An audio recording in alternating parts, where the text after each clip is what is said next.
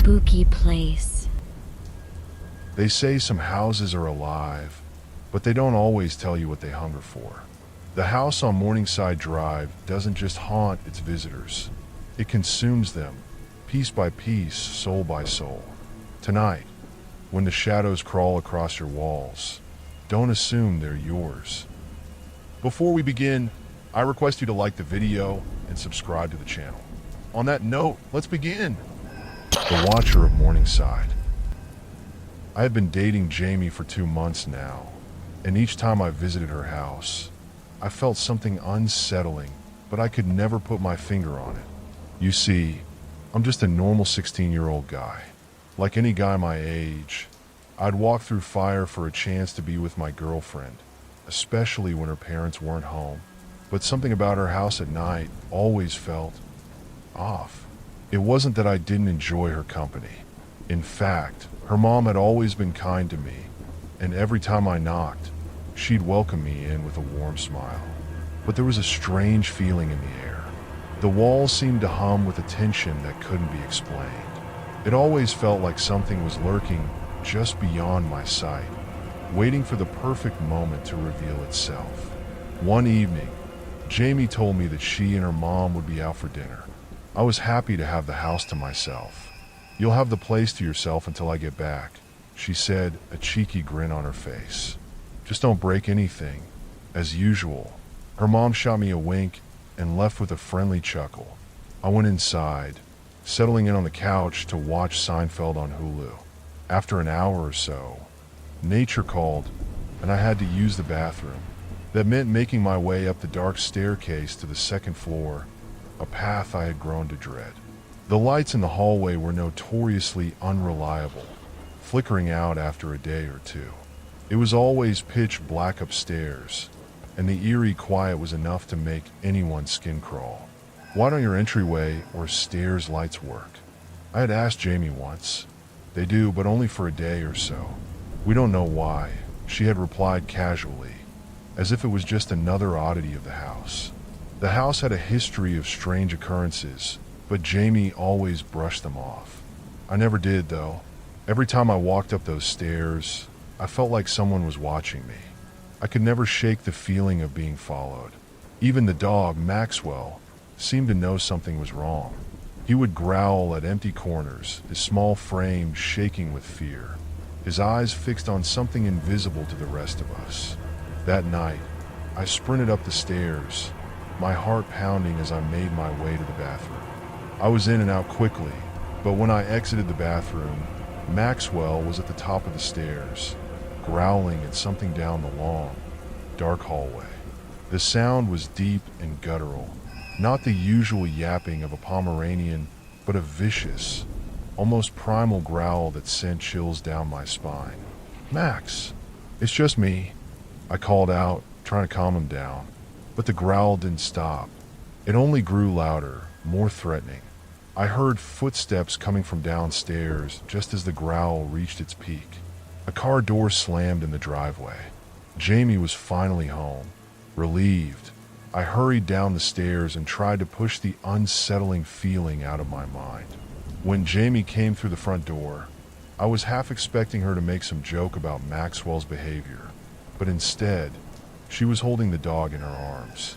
She looked at me with a raised eyebrow. "What was all that about?" she asked. Nothing. Your dog is just acting weird. I didn't know he was with you," I stammered, trying to shake off the uneasy feeling that had settled in my gut. Jamie nodded, but there was something strange in her eyes. "Yeah, I took him to my cousin's house to play with the kids. He's been acting strange lately, too."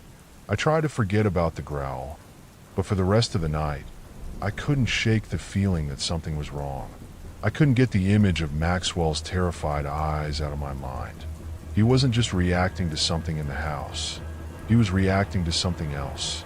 The next few days passed uneventfully, but things between Jamie and me started to change. She began coming over to my house instead of me going to hers. At first because I'd asked her to, but then because she requested it. She told me she didn't want to be alone at her house anymore. At first, I thought it was just because she liked being with me, but as time went on, I started to sense that something more was happening. She became more distant, withdrawn. Every time she spoke about her house, her eyes would glaze over, and her voice would falter, as if she were trying to keep something from surfacing. Then, the unthinkable happened. Maxwell passed away in his sleep at the age of 13. Jamie was devastated, but something in her changed after that night. She stopped talking about her house altogether, and every now and then, she would stare off into space, her face pale, as if seeing something I couldn't. One night, after months of avoiding her home, she finally opened up to me. We were sitting in my room, and she whispered something that sent a cold shiver down my spine. Since I was 3 years old, I used to think it was Maxwell growling at me in the middle of the night, just outside the bathroom door, she said softly, her voice trembling. But now he's dead, and it's still happening. Only now it's coming from my closet. Her words hung in the air, suffocating me. My mind raced as I tried to process what she was saying. What did she mean? Could it be Maxwell's ghost? Or was there something else in that house? Something that had followed her? Something that wasn't quite human? We sat in silence for a long time. Neither of us knew what to say next. But the next time Jamie invited me back to her house, I was determined to find out the truth. I wasn't sure what awaited me there, but something told me I wasn't going to like it. The house on Morningside Drive had secrets, dark ones, and I was about to uncover them. The growling wasn't just the start, it was only the beginning. The air inside Jamie's house that evening felt heavy, as though the walls themselves were holding their breath. I could feel it the moment I stepped through the door, a strange energy that seemed to cling to the very fibers of the furniture, to the dark corners of every room. Jamie led me upstairs, her hand trembling slightly as she gripped the banister. She wasn't the same person anymore. Her once bright and cheerful demeanor was replaced by a quiet, distant air. She wasn't looking at me like she used to. Her gaze kept drifting toward the hallway, toward the place where Maxwell's growl had echoed that first night. As we reached the top of the stairs, I noticed something new. The hallway, once cluttered with family photos and knickknacks, was now strangely bare. The pictures had been removed, leaving only nail marks on the walls. The lamps were turned off, and the air felt colder. The silence in the house was deafening, pressing against my ears like a physical weight. Jamie stood in front of the bathroom door, her fingers brushing the handle as she whispered, "This is where it started, where I first heard Maxwell." I wanted to ask her what she meant, but the words caught in my throat. Something was wrong. I could feel it. A sense of dread washed over me. Something primal that told me to turn around and leave. But I didn't. I couldn't. Something inside me, maybe the need to protect her, maybe the twisted curiosity, kept me there. "Come on," I said, trying to sound braver than I felt. "Let's get this over with." She gave me a weak smile, but it didn't reach her eyes. We moved toward the bathroom, and as I walked past the closet, I noticed it, a cold breeze emanating from the darkened interior. It was the same sensation I'd felt the night I first visited, when Maxwell had growled at something unseen. But this time, it wasn't just the dog. It was the closet, and it was waiting for something. Jamie opened the bathroom door, and as soon as she did, the air turned ice cold. The lights flickered once, twice, then went out completely, plunging us into darkness. I could feel my heart pounding in my chest, my palms slick with sweat. "Jamie, what the hell's going on?" I asked, my voice rising with panic. She didn't respond at first. Instead, she stepped into the bathroom, her face hollow.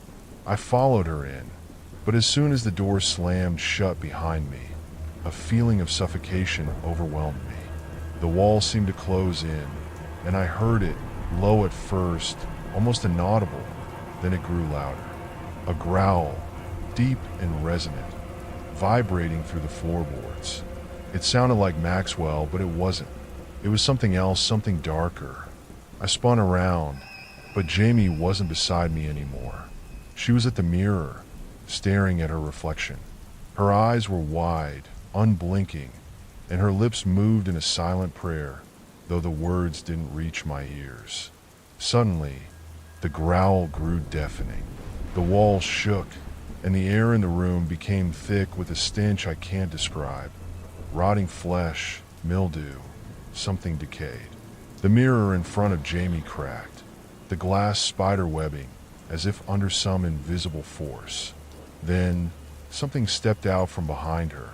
It wasn't Jamie, not entirely. The figure that stood before me was a twisted version of her, pale, gaunt, with hollow eyes that seemed to stare into the very depths of my soul. The thing in the mirror didn't have Jamie's warm smile or soft features. It had a twisted grin, a grotesque mockery of the person I loved. Her voice echoed in my ears, but it wasn't her voice. "You shouldn't have come back, James," it hissed, the name falling from its lips like poison. "Now you'll never leave." I backed away, my feet stumbling as I tried to make sense of what was happening.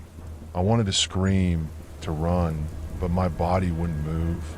The thing in front of me smiled wider, and its hands reached out, long, clawed fingers that seemed to stretch and grow with each passing second. Then, the growl came again, this time from behind the closet door.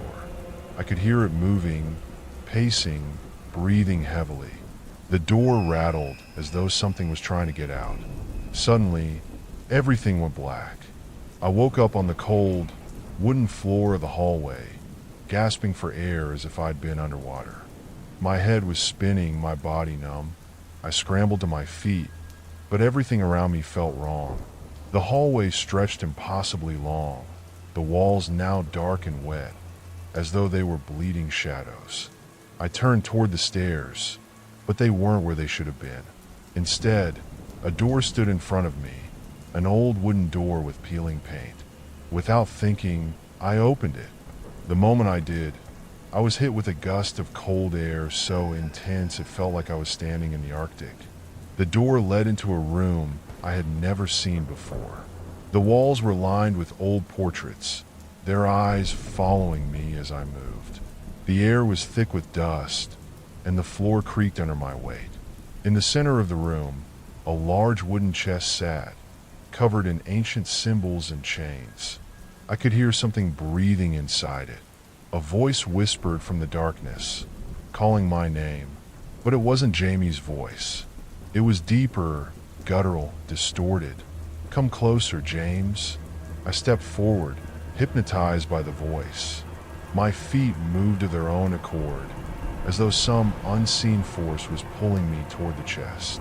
I reached out, my hand trembling as I touched the cold metal, and then it happened. The chest exploded open, and a torrent of dark, shadowy tendrils shot out, wrapping around me. I screamed, but the sound was swallowed by the void. The room dissolved, and I found myself falling into an endless darkness, the growling surrounding me from every direction. The last thing I saw was Jamie, standing at the edge of the abyss, her face twisted into a smile that was far too wide for any human to possess.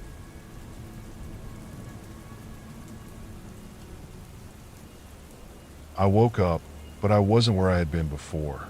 The darkness was still all-encompassing, but I could feel the cold floor beneath me. I reached out, my fingers brushing against rough stone. I was no longer in Jamie's house. I wasn't sure where I was, but I knew one thing. Something far worse was waiting for me. A distant, guttural growl echoed through the emptiness. I spun around, trying to make sense of my surroundings. Shadows swirled in the corners, thick and oppressive. The air felt thick with something ancient, something malevolent.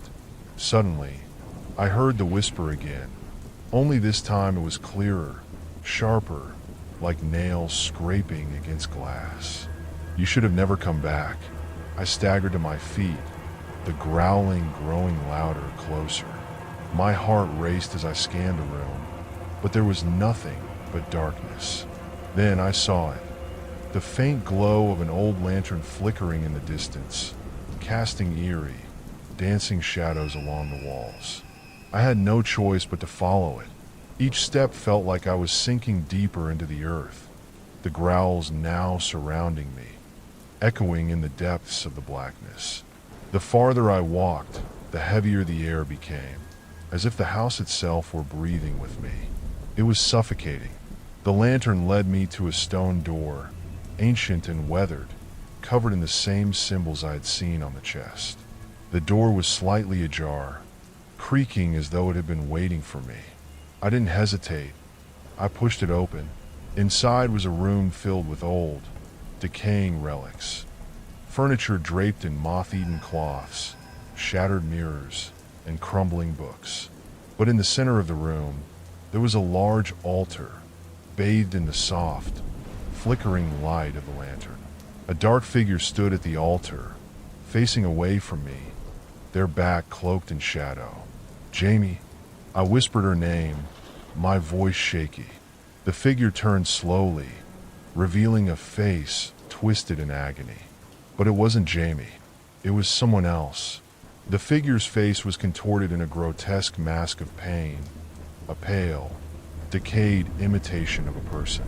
It had hollow, black eyes that seemed to pierce right through me. But the worst part wasn't the face. It was the thing standing behind her. It was Maxwell, or rather, what had once been Maxwell. The dog's body was distorted, grotesque, its eyes now hollow pits of shadow.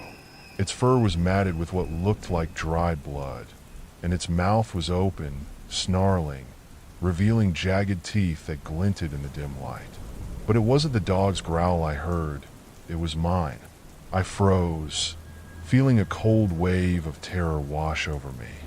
Something in the room shifted, and the growl grew louder, as if it was coming from inside my head. My body was shaking uncontrollably. I wanted to scream, but no sound came out. The figure at the altar smiled. No, grinned, a terrible, unnatural smile that stretched impossibly wide. The skin on her face split, cracking like dry clay, revealing something worse beneath, something not human. "You shouldn't have come," the thing hissed, its voice no longer Jamie's. It was something deeper, older, and infinitely more terrifying.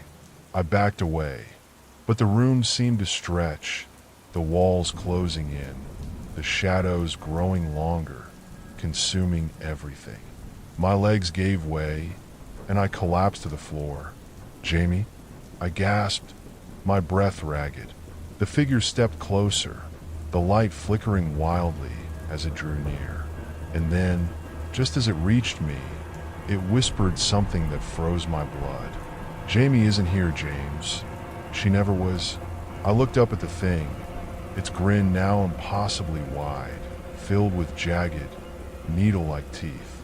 The lantern flickered, casting its final glow on the altar. Suddenly, everything made sense. The growls, the cold, the strange occurrences, the feelings of being watched. The house, it wasn't haunted by a ghost. It was haunted by something older, something that had been feeding on Jamie's family for generations. And it had taken her. The body in front of me wasn't Jamie. It was the thing that had possessed her, mimicking her, feeding off her essence, using her as bait to lure me into the trap. The growling, I realized, hadn't been Maxwell warning me. It had been the dog trying to protect her from this thing. But it was too late. With a sudden, jarring shift, the world around me splintered. The room shattered, falling away into a void of swirling darkness. I heard the growl again, louder now, and then the sound of something scratching at the walls, clawing, relentless. I tried to run, but the darkness was swallowing me whole. The walls bent and twisted, and the shadows rose up, pulling at my limbs. I heard the growl one last time, louder, fiercer, as if the very house itself had come alive. And then, just as I felt myself being pulled into the black abyss, I realized the truth. I wasn't going to escape, because the house on Morningside Drive had already claimed me. The house wasn't haunted by ghosts. It was alive. Thank you all for watching. Please like and subscribe for more scary stories.